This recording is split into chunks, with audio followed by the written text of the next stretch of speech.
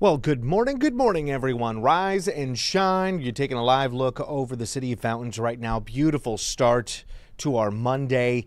Clear skies, lots of sunshine, a little bit on the cooler side, but things change big time and fast as we move on into the afternoon. We are looking at some serious pool weather out there for this afternoon. Granted, the pools themselves are still going to be very, very cold, so I would not advise actually taking a dip, although it's going to feel like you want to because of the temperatures we move forward into the afternoon. We've got the heat, baby.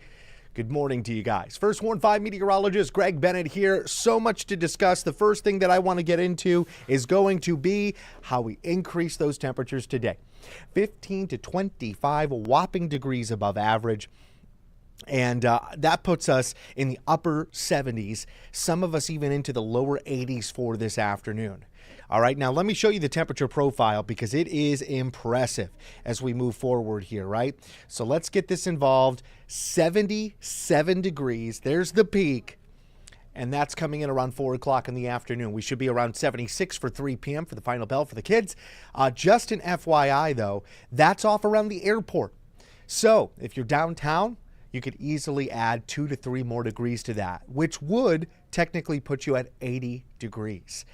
Lots of sunshine out there, but it's dry conditions. And we're also dealing with one of these breezy conditions out there as well. I've got a trash can tracker level 3 on our hands, so that means gusts easily 25 to 35 miles per hour for this afternoon. So, dry conditions, wind, sunshine, warm up. 4 things. That puts us into a bad combination to start up fires. Red flag warnings are now going to be in place starting around lunchtime today, 12 p.m. Will continue until 8 p.m. this evening. Red flag warning is a fire weather warning. It's the same thing. Basically, we've got the right conditions here that if somebody flicks the wrong cigarette or a little spark happens, maybe you're working on construction or perhaps you're trying to burn some extra brush or shrubbery in your backyard or your front yard and it gets out of control, it can move into a serious situation for brush fires, grass fires within the area. All right, and they will be very difficult to control because of the high wind that we've got here. So any planned burning today is most likely going to be a no-no. If you want to just go ahead and make sure that it's okay, you can call your local fire department, the non-emergency number, and ask, hey, I live in Overland Park or Lee Summit or up around Leavenworth. I'm thinking about doing a campfire or planned burning. Can I burn today? And they'll let you know, hey, it's not looking good in our area. All right. So yeah, that's one way that you can check that out. So we've got that combination today. It's still a great day to be outdoors. You should be outdoors and enjoy it. Just know though that we do have those dry conditions.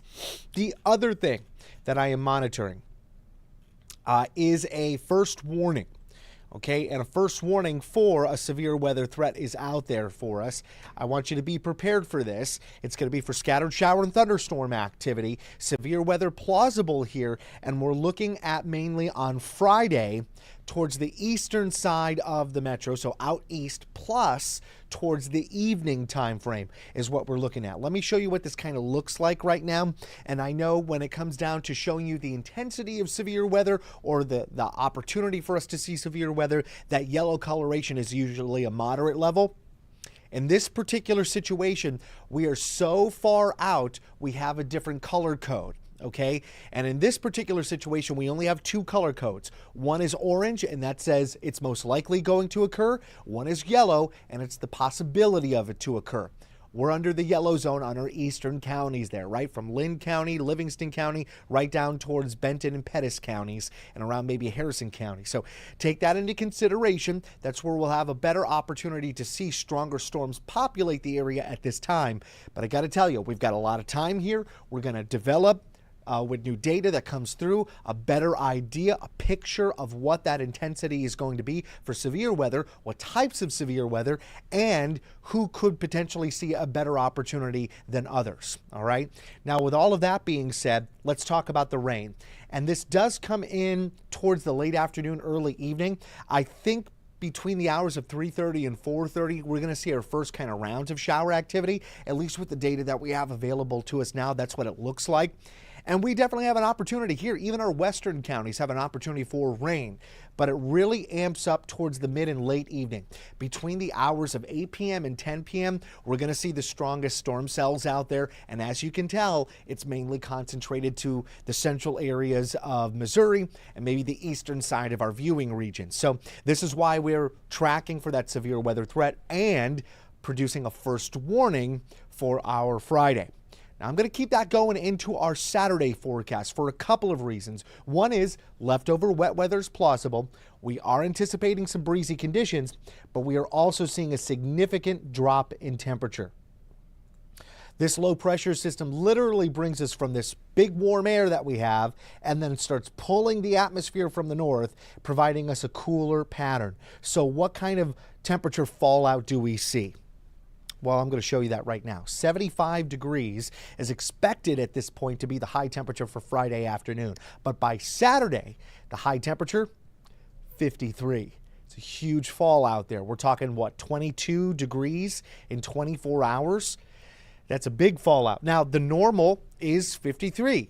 So definitely something to take into consideration here. It's not abnormal for us, but the abnormal is really the 70s that we're dealing with all this week. But we drop down to the 50s for Saturday.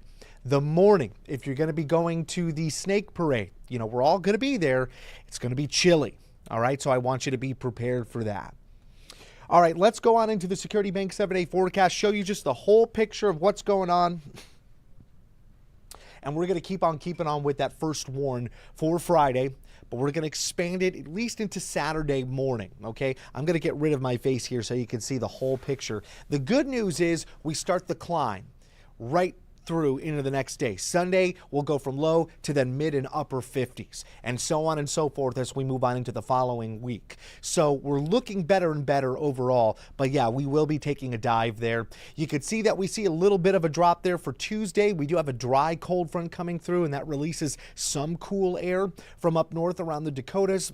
Nothing too aggressive, and then we're back up to those 70s as we approach the next low in front from the west. It slides off the Rockies there.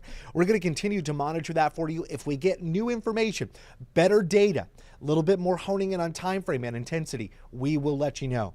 That's what First Warn 5 is all about.